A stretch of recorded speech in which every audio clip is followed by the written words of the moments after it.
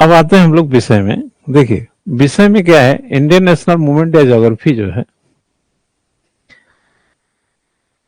एक तो core subject है, एक कोर का ओर है। जैसे 5 कोर सब्जेक्ट हम लोग होता है, 5 कोर सब्जेक्ट में एक है हिस्ट्री, एक है ज्योग्राफी, एक है इंडियन पॉलिटी, एक है इकोनॉमी और एक है साइंस एंड टेक। ये कोर सब्जेक्ट्स हैं,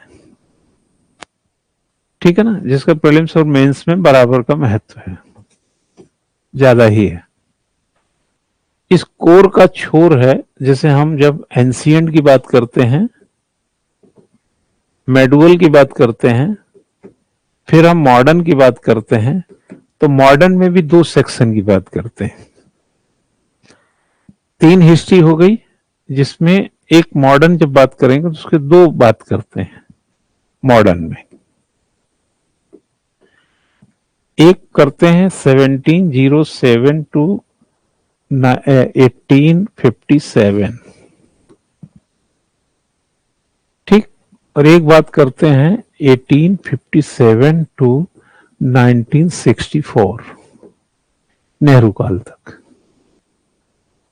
वैसे तो आजादी तक हो जाता है, नेहरू काल तक, ठीक है ना। ये वाला जो है और ये वाला, इसमें आप जाएंगे तो ये लेटरल जो है, मुगल भी बोलते हैं इसको, उत्तर मुगल काल, जहां से औरंगजेब आता है और जहां तक बहादुर शाह जफर द्वितीय रहता है। 1707 से बहादुर शाह, जहां से जब, हाँ, बहादुर शाह प्रथम आता है और बहादुर शाह द्वितीय तक रहता है। 1680 में आ चुका था औरंगजेब। करीब 27 साल तक वो शासन किया है, ठीक है, यहां मर गया। और 1857 एक विद्रोह है जो मेरठ से उठा था, जिसे हम भारतीय राष्ट्रीय आंदोलन की पहली लड़ाई का नाम देते हैं, पहला संघर्ष। तो हम यहां पर जो ये हेडिंग बनाए हैं, इंडियन नेशनल मूवमेंट, उसका ये भाग है, ये जो हमने कहा आपको पढ़ाएंगे, ठीक है। इसके पहले का इतिहास एसपी सिंह आएंगे, वो पढ़ाएंगे जब भी आएंगे, ठीक है। पढ़ाने का तो हम ही पढ़ा देंगे, बट वो उनको उनसे पढ़वा देंगे। तो 1857 से लेकर के 1964, ये एक प्रकार से आप देखेंगे तो इंडियन नेशनल मूवमेंट है, और ये लेटरल मुगल काल है। मुगल काल 1526 से शुरू होता है, 17 और 1857 तक आप मान के चले, 2 पीरियड में बांट दें तो 6 शासक उधर आते हैं, वहां बाबर से लेकर के औरंगजेब तक 6 आते हैं। अब 13 शासक इधर आते हैं, 1707 से लेकर के बहादुर शाह जफर द्वितीय तक 13। कुल मुगल काल में 19 शासक आए, ठीक है, जिसमें बाबर पहला था और बहादुर शाह जफर द्वितीय लास्ट था, ये 19वां था। हमें वो इतिहास का वो वाला पक्ष बाद में खोलेंगे। ये इतिहास का जो ये वाला पहलू है, ये फर्स्ट पेपर में देखेंगे जनरल स्टडीज के, तो एक हैवी वेट रख, ठीक, ancient, medieval, modern plus Indian national movement, है ना। तो इसमें एक हैवी वेट इसका होता है। हाँ, वर्ड हिस्ट्री भी है, वर्ड हिस्ट्री है और आर्ट एंड कल्चर है। इनके वेटेज उतने नहीं है वर्ड हिस्ट्री के, एंशिएंट के, जितने सबसे ज्यादा इंडियन नेशनल मूवमेंट का। ये मतलब आपको प्रीलिम्स के मोटिव से भी बहुत अच्छे से समझने की जरूरत है, और मेंस के लिए भी। यानी अगर 20 क्वेश्चन में देखेंगे तो कम से कम 6-7 सवाल, 1/3 सवाल आप इंडियन नेशनल मूवमेंट से पाते हैं। आर्ट एंड कल्चर के भी 2-3 सवाल अगर हो गए तो बाकी ancient, medieval, modern and world सब आधे में रह जाते हैं। ठीक है, तो यहाँ पर श्रम जो है, जैसे कहते हैं ना, मछली जहां है झावा वहां मारा जाए तो ज्यादा संभावना रहेगी, नहीं तो श्रम किया जाए। हालांकि पढ़ना सब है, लेकिन कहाँ ज्यादा डेप्थ है, क्योंकि इतिहास में जैसे जैसे आप आगे की तरफ बढ़ते जाते हैं ना, तो आपका जो डेप्थ लेवल है हिस्ट्री, वो बढ़ती चली जाती है। जैसे हम अगर इंडस सिविलाइजेशन की बात करेंगे तो मान लो 2350 से 1750 बीसी की जब बात करते हैं तो बड़ी जल्दी से बता देते हैं 600 साल का इतिहास, लेकिन यही 150 साल का इतिहास बताने में बहुत सघन जाना पड़ता है। जैसे मोहम्मद बिन कासिम है 712 में आया, और जब हम गोरी की बात करते हैं या गजनवी की बात करते हैं कि 1000 में आया, 712 से 1300 साल का अंतर हो जाता है, हाँ? लेकिन ऐसे फट से बोल देते हैं जैसे परसों हुआ आया था, नरसों हुआ गया। और 1192 और 91 तराइन का युद्ध, 10,000 से लेकर 1,000 से 1027 के बीच में वो आकर के 17 आक्रमण किया गजनवी, हाँ, 1,000 कहा 11, करीब 200 साल का डिफरेंस हो जाता है। 1206 में कुतुबुद्दीन ऐबक गुलाम वंश का पहला शासक बना, और कहा 1,000, 200 साल का। यानी कि जो आक्रांता थे ऐसा नहीं थे कि एक के बाद आते रहे। वहां की जो मिडिल ईस्ट में जब कोई प्रॉब्लम्स क्रिएट होती थी तो इधर की तरफ उनको एक रास्ता दिखता था। अब वो रास्ता कितना सपाट था इस पर डिपेंड करता था उनकी जो है विस्तार। अब जैसे मान लो सिकंदर आया, और सिकंदर कब आया? सिकंदर तो समकालीन था मौर्य काल का, वो चंद्रगुप्त के टाइम का था, हाँ, 326 में, 326 बीसी में आया, ठीक। एक प्रकार से उसका समकालीन माना जाता है चंद्रगुप्त मौर्य का, लेकिन वो पोरस से उसने जीता, है ना, पोरस को हराया। तो यूनानी भी आते थे बाद में, मिडिल ईस्ट के ये सब तुर्कुर भी आने लगे, मुसलमान भी आने लगे। लेकिन बीच का इतिहास देखेंगे, यूनानियों को छोड़ दीजिए इनको, तो मौर्योत्तर काल देखिए, गुप्त काल देखिए, गुप्तोत्तर काल देखिए, लिटरल जितने भी, हर्षवर्धन तक देखिए, 750 बीसी तक आइए, 749 जो थानेश्वर उसकी राजधानी होती है, तब तक कोई मुस्लिम आक्रांता नहीं दिखता है। 712 में आता है। तो वहां की परिस्थिति क्या बदली? इतिहास में हमेशा दो चीजों का ध्यान रखना चाहिए। इतिहास बदलता है परिस्थिति से। जब जैसे कोई देखे होंगे कि एक बिजनेस गड़बड़ाता है तो आदमी दूसरा बिजनेस क्यों किया? बहुत सारे लोगों ने पकौड़े क्यों तले होंगे? क्योंकि सरकारी नौकरियां नहीं मिली। तो परिस्थिति बदलेगी तो काम बदल जाएगा। बाबर वगैरह को जाके देखें, या गजनी को देखिए, ये गोरी वगैरह को देखिए, गजनी को देख लीजिए, गजनवी को जाएंगे तो काबुल से 200-250 किलोमीटर दूर है। एक नाम, एक गांव है गजनी, वो आज भी ऐसे टूटा फूटा गांव की तरह ही है, इतना भी विकास नहीं किया है।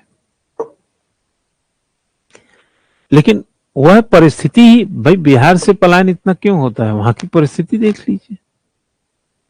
पहाड़ से पलायन क्यों हो रहा है? वहां की परिस्थितियां ही आपको ये करने के लिए मजबूर करेंगी। तो वहां अगर सब कुछ सही चलेगा, भाई अमेरिका के लोग क्यों नहीं मैक्सिको में घुसना चाहते हैं, लेकिन मैक्सिको के लोग अमेरिका में घुसना चाहते हैं। वहां की परिस्थितियां ही तो भिन्न होंगी ना। जाके फलस्तीन को देखिए, वहां के लोग क्यों मिस्र में घुसना चाहेंगे? परिस्थितियां ही तो हैं। तो इतिहास हमेशा सबसे बड़ा कारण होता है उसकी इसलिए इतिहास का मतलब होता है ऐसा हुआ होगा। इतिहास का मतलब ऐसा हुआ होगा। अब कितना हुआ होगा, क्योंकि ये प्रेडिक्शन पे भी लिखे गए हैं। अभी आज ही के सड़क पर एक दुर्घटना हो जाए और आपसे कहा जाए कि आप इतिहास को, आप इसके बारे में पूरी जानकारी, 4 जानकारी आप ही नहीं जुटा पाएंगे अपने आंखों देख करके भी। तो ऐसा हुआ होगा, ये इतिहास में छुपा है। और इतिहास बिना तिथि के चलता नहीं है। इतिहास में तिथियों का अध्ययन होता है। इतिहास को तभी समझ पाएंगे जब उसमें तिथि होगी, और भूगोल को तब समझ पाएंगे जब उसमें स्थान होगा। इतिहास तिथियों से और भूगोल स्थानों से समझा जाता है। जैसे हमने कहा कि तराइन का पहला युद्ध, तो आप तुरंत पूछेंगे कब हुआ था, तो कोई तिथि होनी चाहिए। तराइन जो है का पहला, तराइन एक स्थान हो गया जिसमें भूगोल का आता है। जैसे पानीपत का युद्ध, तो पानीपत कहाँ है, तो बोलेंगे हरियाणा में है। वो भौगोलिक एक पहचान बताई जा रही है। लेकिन बाबर से इब्राहिम लोदी का पहला पानीपत का युद्ध कब हुआ था, तो फट से आएगा 1526 में, 1526 में। ठीक है ना। तो ये चीजें, तिथि से इतिहास चलेगा और स्थान से भूगोल, और दोनों को जोड़ दीजिए तो बोलते हैं भौगोलिक इतिहास, जिसमें तिथियां भी हैं और स्थान भी है। इसलिए इतिहास में कुछ भूगोल रहता है। जैसे कहा जाए पानीपत के मैदान में बाबर और इब्राहिम लोदी के बीच युद्ध हुआ 1526 एक इतिहास है। अब पानीपत एक भूगोल है, एक जगह है। ठीक है ना। तो इतिहास के साथ थोड़ा भूगोल सिमटा रहता है। शायद यही कारण है कि इतिहास भूगोल का पेपर भी एक ही बनाया गया। आर्ट एंड कल्चर में जाके देखेंगे उसमें भौगोलिक परिस्थितियां मिलेंगी। अभी हमने कहा नहीं कि दोपहर में चावल दाल खाते हैं, है ना। आर्ट एक कल्चर डिफरेंस हुआ, तो इसका भूगोल भी अलग मिलेगा। ठीक है ना। आप पश्चिमी उत्तर प्रदेश में चले जाइए, हफ्ते हफ्ते तक चावल नहीं बनता उनके यहाँ। कारण है कि वहां गन्ना की खेती करते हैं, गेहूं होता है। पूर्वांचल में चले जाएंगे, बिना चावल के पेट नहीं भरता है। कारण है कि वहां चावल होता है। आप बंगाल में चले जाएंगे, बिना मछली भात खाए उनका रहा नहीं जाता है, क्योंकि वो सब चावल के इलाके हैं। और आपको क्या लगता है, आज से 5 साल 8 साल पहले आप नारियल पानी पीते थे? नहीं पीते थे। याद कीजिए, नारियल यहाँ बिकता भी नहीं था। ये हमारा चलन नहीं है। पूरे उत्तराखंड, उत्तर प्रदेश को खंगाल लीजिए, उत्तर भारत को, कहाँ नारियल होता है? सारे नारियल तो साउथ में होते हैं। तो आप गोवा जाएंगे, मुंबई जाएंगे, केरल जाएंगे, कहीं जाएंगे तो नारियल पानी पीते लोगों को मिलेंगे। लेकिन हमारे यहाँ ये चलन नहीं था। अब तो जाके देख लीजिए, तो बहुत सारा नारियल पानी बिकता है, लोग पीते हैं। हम लोग डोसा इडली हमारा भोजन नहीं था। हम लोग डोसा इडली खाते हैं तो ऐसा लगता है कि अरे यार रोज नहीं खाना चाहिए। आप तमिलनाडु में चले जाइए, इडली डोसा रोज खाते हैं, उनका भोजन ही है वो।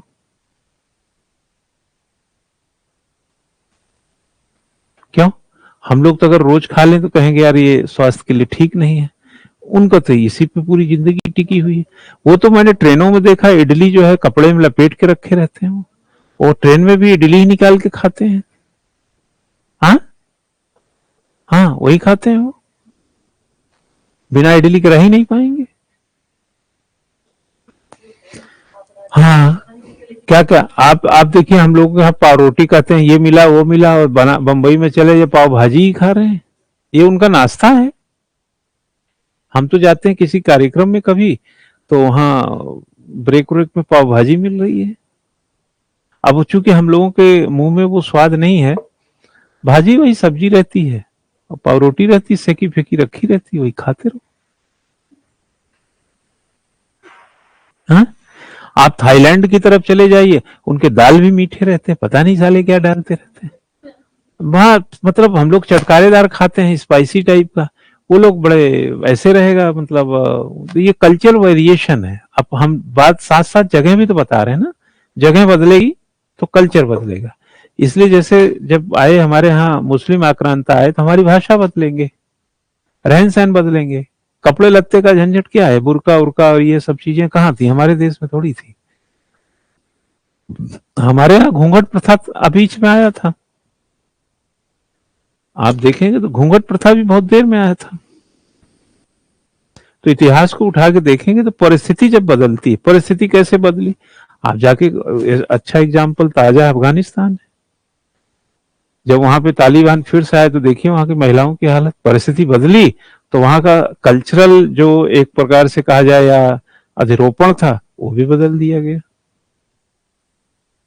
नहीं, सन 80 में जाकर अफगानिस्तान का चित्र देखिए, स्कर्ट पहन के महिलाएं घूमती थी 80 में, और आज 2024 में है कि उनका नाखून भी नहीं दिखना चाहिए।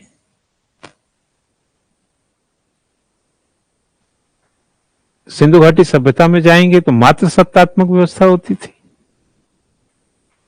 और एक जमाना ऐसा आ गया कि जब महिलाएं घूंघट में चली गईं। परिस्थितियां तो बदली होंगी ना। ऋग्वेद में क्यों लिखा कि सुंदर पुत्री पिता के लिए अभिशाप होती है? क्योंकि सुंदर पुत्री के लिए सबकी नजर होगी और पिता का रख रखाव बढ़ जाएगा। रख रखाव पिता का बढ़ेगा तो काम करेगा, उन्नति विकास, खाना खर्चा कहीं जुटाएगा कि अपनी पुत्री की रखवाली करेगा। तो आर्थिक तंगी हो जाती थी, संघर्ष बढ़ जाता था लाइफ का। तो परिस्थिति बदली। आज सुंदर पुत्री होना मतलब, आज तो कानून व्यवस्था है, पुलिस दरोगा है, सिपाही है, सरकार है, लोकतंत्र है। अब वो बात नहीं है। लेकिन आज पाकिस्तान में चले जाइए, जाके देखिए हिंदू महिलाओं के साथ कैसे जोर जबरदस्ती हो रहा है। वहां की परिस्थिति भिन्न है। आप अभी एक हिंदू होकर के एक मुसलमान लड़की से विवाह करें या लड़के से विवाह करें, आपके लिए बड़ा बखेड़ा हो जाएगा। लेकिन उनके यहाँ हिंदू लड़कियों में या लड़कों में, हिंदू लड़कियों में खासतौर से विवाह कर ली तो आप तो माइलेज फुल आदमी है, क्योंकि उनका धर्मांतरण बड़ा फ्लेक्सिबल है। हमारे यहाँ तो तरीका ही नहीं पता है। हमारे यहाँ हिंदू बनाने कोई तरीका नहीं है, क्योंकि हिंदू कोई धर्म है ही नहीं, हिंदू एक संस्कृति है। किसी को पता ही नहीं हिंदू कब पैदा हुआ, मुसलमान कब पैदा हुए पता है। 570 ईस्वी में मोहम्मद साहब भी पैदा हुए थे। ईसा मसीह पता। हमारे यहाँ इतना देवी देवता हम खुद ही कंफ्यूज कर देते हैं।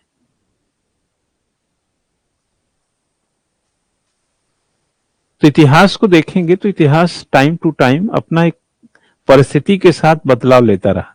आजाद भारत हुआ तो हमारी अलग परिस्थिति हुई, गुलाम भारत था अलग परिस्थिति थी, मुगल भारत था तो अलग परिस्थिति थी, गुलाम वंश था तो अलग परिस्थिति थी। एक जमाना था कि जब मंदिर बनते थे गुप्त काल में, संस्कृत में लिखे जाते थे अभिज्ञान शकुंतलम, फलाना ढिमका, रघुवंशम, कालिदास होते थे। अभिज्ञान शकुंतलम में ही तो चर्चा मिलेगा ना, जब शकुंतला गई थी दरबार में झिलमिल पर्दा लगा के, वहीं तो पर्दा प्रथा मिलता है। शकुंतला की कहानी नहीं सुनेगा? दुष्यंत और शकुंतला की। हाँ, तो उसमें दुष्यंत और शकुंतला नहीं है। दुष्यंत के सामने गई थी तो वो पर्दा लगा के गई थी, वहीं से पर्दा प्रथा का मिलता है। धीरे धीरे पर्दा प्रथा एक बन गया और आज की तारीख में फिर वो धीरे धीरे खत्म हो रहा है। अब इतिहास दूसरे टाइप का है। अब तो हालत यह है कि महिलाओं को शादी में साड़ी पहनाने वाला पुरुष होता है, मतलब महिलाओं से अच्छी साड़ी पुरुष पहना रहा है।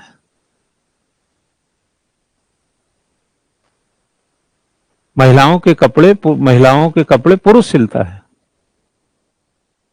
महिलाओं के बाल उल सेट करने में पुरुष पुरुष मास्टर है। हाँ? मेहंदी लगाने में जाके देख लीजिए, करवा चौथ पे कौन मेहंदी लगाता है? हाँ, जेंट्स ही लगाता है। बढ़िया बढ़िया हाथ पकड़ के मेहंदी लगा रहा है सारे महिला। कितनी महिलाओं के, एक आध मेहंदी वाले से पूछना मुझे, यार तुम दिन भर में कितनी महिलाओं का हाथ पकड़ते हो? हाँ, पता नहीं क्या बोल देता, आग लगाई। हाँ, मेहंदी बट महिलाएं लगाती हैं, पुरुषों को लगाता है पुरुष महिलाओं को करवा चौथ में। हमें प्रोफेशनल पुरुष जिनको लगाना आता है। हाँ, जो बाजार में पलटन बाजार यहाँ वहां बैठे मिलेंगे। हाँ, बढ़िया ऐसे महिला, वो कैसे भी हाथ पकड़े तब कोई आपत्ति नहीं है हाँ, तो ये भी एक परिस्थिति बदली ना, ये भी तो परिस्थितियां है ना। कहाँ पहले लड़कियां अपने हाथ से ही मेहंदी लगाती थी, अब बाजारवाद हो गया। ब्याह शादी में जाके देखिए 3-4 लोग उसको सजाने में लगे रहते हैं है ना। ये सब चीजें धीरे धीरे चेंज हुई। ठीक, पहले शादी ब्याह होता था घूंघट ढूंघट में, अब जाके देखिए खुलेआम सारे बाराती देखते हैं। तो पर्दा प्रथा भी धीरे धीरे कम हुआ। तो इतिहास में ये सिर्फ बताना चाह रहा हूं, इतिहास time to time according to situation ही चेंज होता है। ठीक है ना, बस यही समझिए।